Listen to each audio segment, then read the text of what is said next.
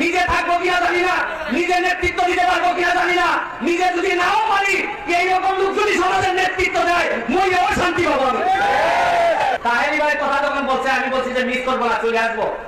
সম্ভবত আপনারা এখানে যত লোক আসছেন তার সবচেয়ে বেশি দূর থেকে আমি আইছি। এখন ঢাকার থেকে আইসে 1 ঘন্টা আগে নামছি, আবার এখন ঢাকা চলে যাব। এখানে তাহেরি ভাই নামছি না আসছি কেন জানেন? যে ব্যক্তি কিছু কিছু ব্যক্তি কিছু কিছু সময় তার কর্মকাণ্ড দ্বারা প্রতিষ্ঠানে রূপান্তরিত হয়। আমাদের তাহেরি সাহেব এখন আর কোন ব্যক্তি না, উনি একটা প্রতিষ্ঠানে রূপান্তরিত হয়। এবং আমার দোয়া রইল এই রূপটার জন্য। সে যেভাবে এই সুন্নাত ওয়াল জামাতকে যেভাবে সামনের দিকে নিয়ে যাচ্ছেন, তার যে ব্যক্তিগত ইমেজ তৈরি হয়েছে, আমি দোয়া করে যাচ্ছি এমন একটা সময় আসুক, নিজে থাকবো কিনা জানি না, নিজে নেতৃত্ব দিতে পারবো কিনা জানি না, নিজে যদি নাও পারি এইরকম লোক যদি সমাজের নেতৃত্ব দেয় মহিলাও শান্তি পাবো।